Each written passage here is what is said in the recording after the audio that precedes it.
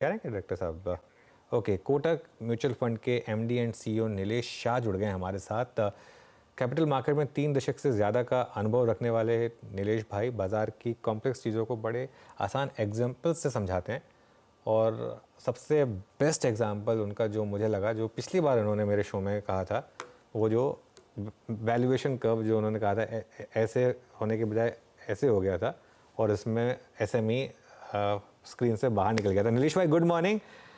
वो दिन था और मार्केट ने एक mid cap, small cap, SME, micro cap में एक बड़ा टॉप बनाया था। वहाँ से हमने ब्रूटल करेक्शन देखा, 30-30, 40-40% के करेक्शन देखे हमने कुछ केसेस में।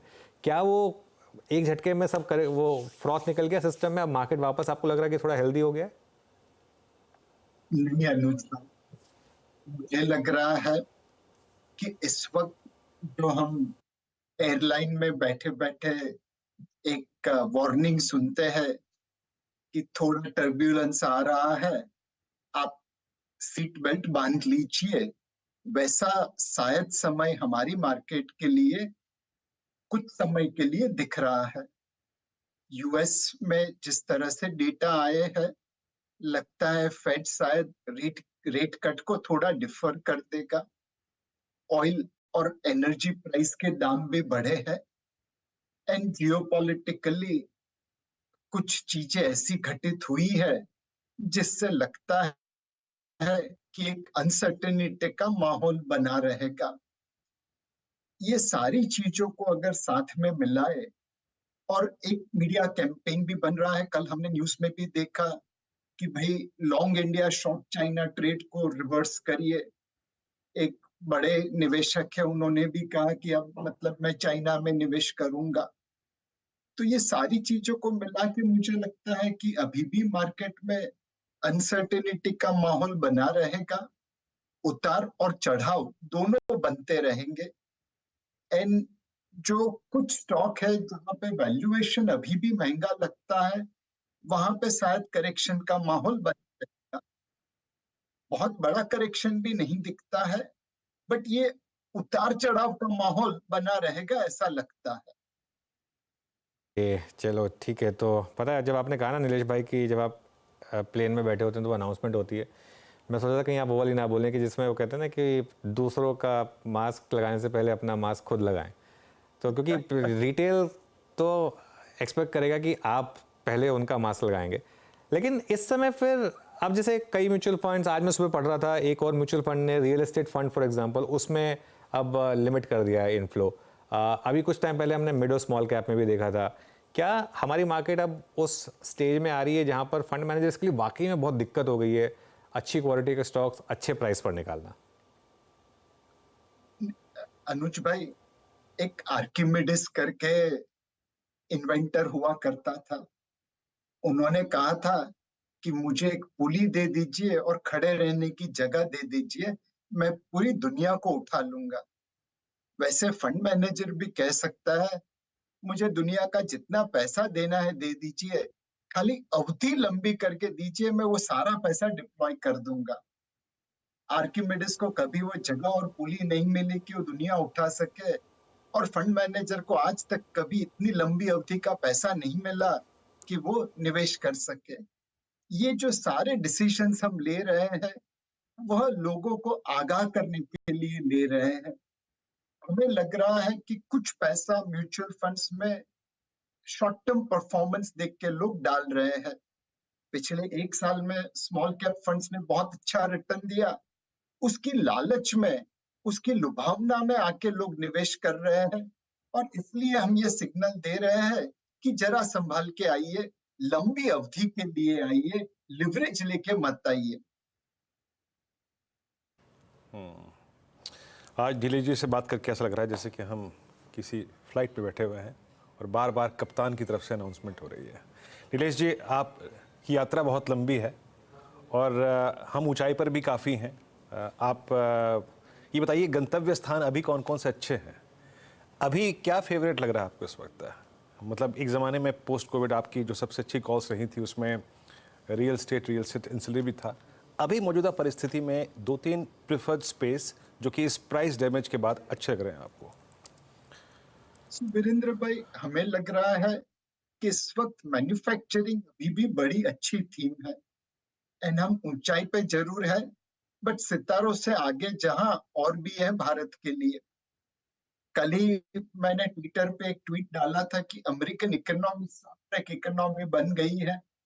It is boldly going where no economy has gone before.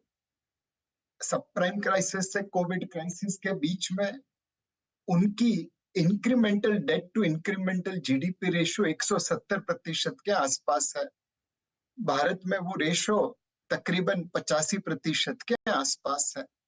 तो हमें तो सितारों से आगे और भी जाना है, और इसको लेके जाने में एक जो बड़ी थीम है वो मैन्युफैक्चरिंग सेक्टर की है। इंजीनियरिंग क्षेत्र में भारतीय कंपनीज कई सालों से अपना सिक्का जमाए हुए हैं। उनके लिए डोमेस्टिक मार्केट और ग्लोबल मार्केट दोनों खुल रही है, और निश प्रोडक्ट में उनकी माहिरता बहुत अच्छी है। तो इंजीनियरिंग जैसे मैन्युफैक्चरिंग थीम बेस्ड सेक्टर मुझे लगता है 5-10 साल की तेजी कर सकते हैं। दूसरा एक सेक्टर जिसके ऊपर हम इस वक्त फोकस कर रहे हैं वो डोमेस्टिक फोकस सेक्टर्स है। सीमेंट हुआ, कंस्ट्रक्शन हुआ, रियल एस्टेट हुआ, ऑटोमोबाइल्स हुआ। यहाँ पे मुझे लगता है कि आप निवेश कर सकते हैं और उसमें मार्केट से अच्छा आउट परफॉर्मेंस मिलेगा। दो सेक्टर पे नजर बनाए रखे हैं, लेने की हिम्मत थोड़ी कम है, विश्वास भी थोड़ा कम है। एक है आईटी क्षेत्र, दूसरा है केमिकल क्षेत्र। ये दोनों क्षेत्र में हम नतीजे और कमेंटरी देखेंगे इस क्वार्टर की, और उसके बाद मन बनाएंगे इसमें निवेश करना है या नहीं करना है। Okay, interesting. यानी आपकी निगाहें इस वक्त केमिकल में जो प्राइस डैमेज हुआ है उस पर हैं, और जब नेक्स्ट पॉसिबल इंटरेक्शन नीलेश जी से होगा तो उसके बाद हम केमिकल्स पर विस्तृत चर्चा करेंगे। नीलेश भाई, एक और चीज़ है, जो टेस्ला के सेल्स नंबर आए थे इस बार, जिस प्रकार से 9% उनकी बिक्री घटी है, पिछले 4 साल का सबसे कमज़ोर आंकड़ा रहा बिक्री का। अब आप पिछले कुछ सेशंस में देखिए, महीनों, 2 महीनों, 3 महीने में देखिए आप, मारुति ने क्या स्ट्रॉन्ग नंबर्स पोस्ट किए हैं। उनका जो हाइब्रिड वर्जन है गाड़ियों का, वो हाथों हाथ बिक रहा है। 28, 25, 30 का एवरेज निकाल रही हैं गाड़ियाँ। ये ईवी वर्सेस हाइब्रिड के पेच को आप कैसे रीड कर रहे हैं इस वक्त? थोड़ा सा इस पर अपना व्यू एक्सप्रेस करिए। हमने टाटा मोटर्स को ईवी पे एक बार प्ले करते हुए देखा, स्टॉक चला, बहुत चला, लेकिन क्या बाजार ज़्यादा फोकस्ड इस वक्त हाइब्रिड पर है? वीरेंद्र भाई, जब हम छोटे थे तो गांव जाने के लिए एसटी बस स्टैंड पहुंचते थे, और उस समय बस के ऊपर बोर्ड नहीं लगते थे गांव कौन सी बस जाएगी। तो जो हमारे एल्डरली थे हमें कहते थे, भाई बस में जाके रुमाल रख दो, टॉवेल रख दो, जिस बस में अपने गांव का बोर्ड लग जाएगा वहां पे बैठ जाएंगे। टेक्नोलॉजी के मामले में वो बचपन का एक्सपीरियंस आज भी काम आता है। मेरे पास इतना नॉलेज नहीं है कि मैं ये इलेक्ट्रिक चलेगा, हाइड्रोजन चलेगा, हाइब्रिड चलेगा या फोसिल फ्यूल चलेगा। ये सारी बस मुझे अपने गंतव्य स्थान पे ले जा सकती है। तो मुझे तो हर जगह पे अपना रुमाल रखना है, फिर जिस बस पे अपने गंतव्य स्थान का बोर्ड लगेगा उसमें बैठ जाएंगे। तो इस वक्त आप अपने ऑप्शंस ओपन रखिए। कुछ कंपनीज है जो इलेक्ट्रिक व्हीकल में अच्छा काम कर रही है, कुछ हाइब्रिड में कर रही है। आई एम श्योर आने वाले समय में कोई हाइड्रोजन फ्यूल सेल वाली कंपनी भी निकलेगी। इन सारी जगह पे आप निवेश करके रखिए, और जैसे जैसे आपका विश्वास बढ़ता है वैसे वैसे आपकी पोजीशन बढ़ाते जाइए। बिल्कुल। खैर, अब आजकल रुमाल रखने की ज़रूरत नहीं होती नीलेश भाई, आजकल तो बुकिंग हो जाती है सीटों की, तो इसके लिए वो टेंशन नहीं है। तो इसलिए अनुज भाई, हमारे जैसे फंड मैनेजर को एडवांटेज है बिकॉज हमने रुमाल रखा था। बिल्कुल। मीनवाइल निफ्टी ग्रीन में आया, और ग्रीन में आती रेजिस्टेंस हल्की सी उसको फेस हुई, और मिड कैप इंडेक्स तो अब कंफर्टेबली ग्रीन में है। एडवांस डिक्लाइन बहुत शानदार, ऑलमोस्ट 3:1 का, और काफ़ी स्टॉक में मोमेंटम अच्छा खासा है। अच्छा नीलेश भाई, आपके साथ एक बहुत अच्छी चीज़ जो मैंने देखी है कि आप बड़ी थीम्स पिक कर लेते हैं। मुझे याद है करीब आज से 2 साल पहले का टाइम है, 2 या 2.5 साल पहले का टाइम रहा होगा, आपने एक बड़ा व्यू लिया था कि इंडिया का पूरा ऑटो सेक्टर जिस मार्केट कैप पे अवेलेबल है वो बहुत चीप है और नो ब्रेनर है, और वहाँ से हमने ऑटो स्टॉक्स में इंडेक्स लेवल पर स्टॉक्स में 3 से 4 गुना की रैली देखी है। चाहे आप टाटा मोटर्स उठा के देख लीजिए, चाहे आप मारुति उठा के देख लीजिए, बजाज ऑटो उठा के देख लीजिए, टीवीएस मोटर, सभी के सभी स्टॉक्स में एक वन वे रैली रही है। क्या अब ये पूरी थीसिस प्ले आउट हो चुकी है? अब क्या ये ओवरबॉट है इस समय स्पेस ऑटोज में? तो कुछ स्टॉक्स में अनूप भाई डेफिनेटली थोड़ी ओवर वैल्यूएशन लगती है, बट बहुत ज्यादा नहीं लगती। ऑटो पे हमारा आज भी व्यू पॉजिटिव ही है। एक, लोगों में एस्पिरेशन है गाड़ियां खरीदने की। दूसरी, एक्सपोर्ट अपॉर्चुनिटीज भी ओपन हो रही है। और तीसरी और जो सबसे बड़ी अच्छी बात है कि हमारी बहुत सारी ऑटोमोबाइल कंपनी आज टेक्नोलॉजी के मामले में काफी लंबी छलांग मार रहे हैं। यस, हमारे पास आज ऐसी चाइनीज कंपनी जैसी ऑटोमोबाइल कंपनी नहीं है जो पूरी दुनिया को जीत पाए, बट सर्टेनली ऐसी ऑटोमोबाइल कंपनीज हैं जो अपने कार्य में, अपने क्षेत्र में अच्छा कार्य कर रही है। तो हमारा व्यू अभी भी पॉजिटिव से ऑटोमोबाइल क्षेत्र में। टू व्हीलर पे थोड़ा ज्यादा पॉजिटिव है, बिकॉज इस साल लगता है कि टू व्हीलर्स में अच्छी खासी सेल्स होगी।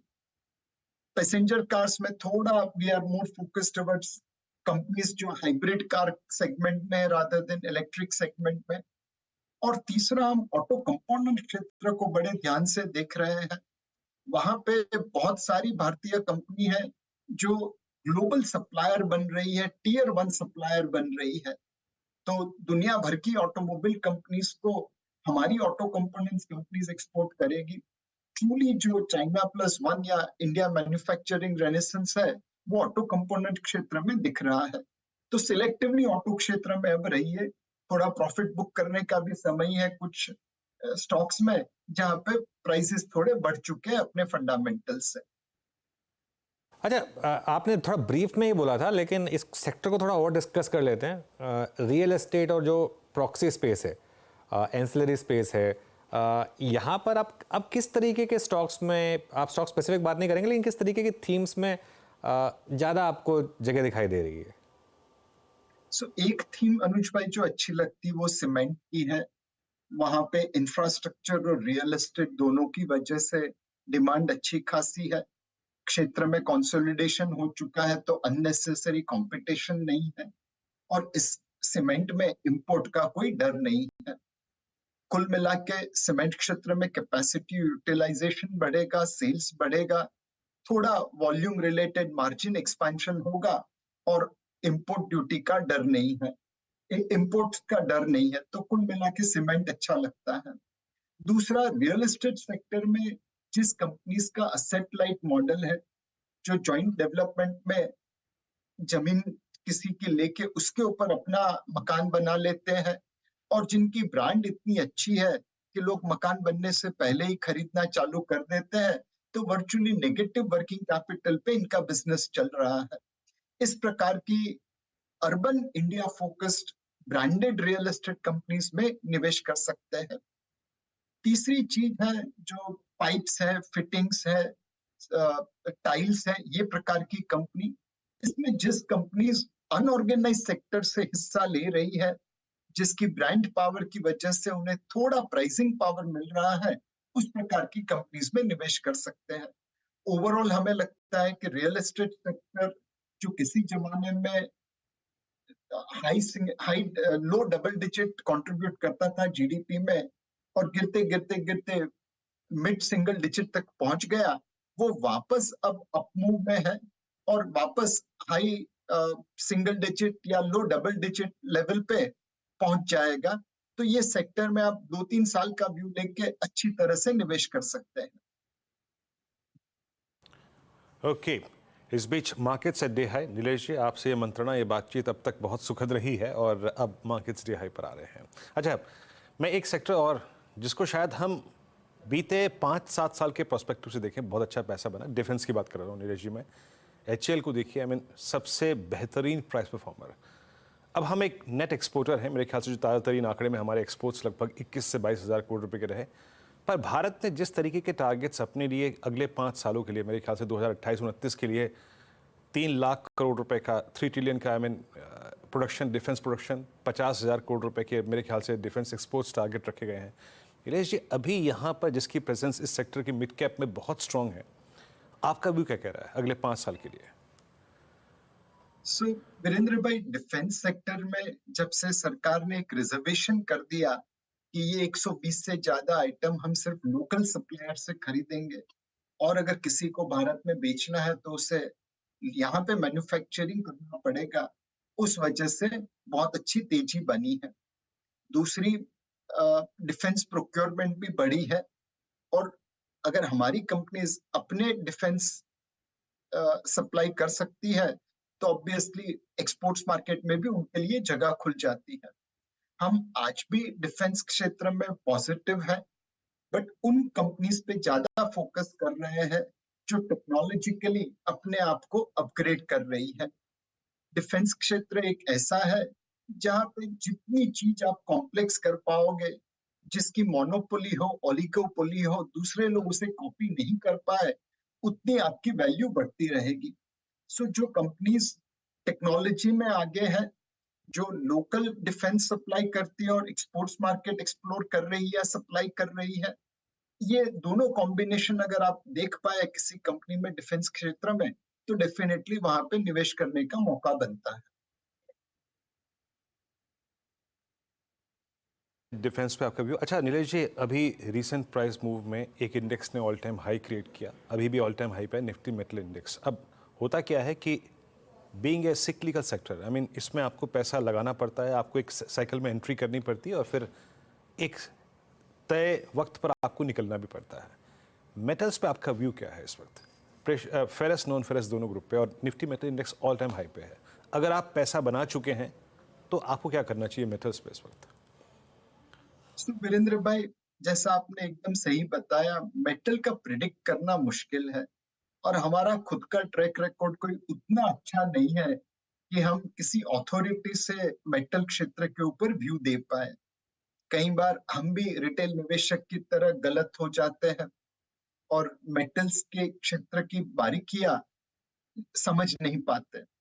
मेरा एक कंजर्वेटिव अप्रोच है मेटल की तरफ।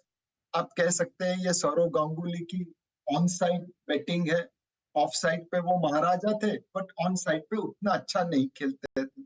मेटल हमारे लिए भी ऑन साइड की तरह है, वहां पे हम उतनी अच्छी तरह नहीं खेलते। तो ये कंजर्वेटिव व्यू है। जब index all time high level पे है तो थोड़ा प्रॉफिट घर पे लाना चाहिए। चाइना में जिस तरह से सॉफ्टनेस है, उस तरह से लगता है कि ग्लोबली मेटल प्राइसेस थोड़े दबे रहेंगे, और उस वजह से मेटल कंपनीज के मुनाफे पे कुछ ना कुछ असर जरूर पड़ेगा। तो ऑल टाइम हाई लेवल पे आपको मेटल इंडेक्स अगर दिख रहा है तो थोड़ा प्रॉफिट बुक करना जायज बनता है। कि चलिए नीलेश भाई, बहुत बहुत शुक्रिया आज हमारे साथ जुड़ने के लिए, और आप मार्केट का लकी चार्म रहे। आप आए और मार्केट ग्रीन में आ गई। Thank you so much.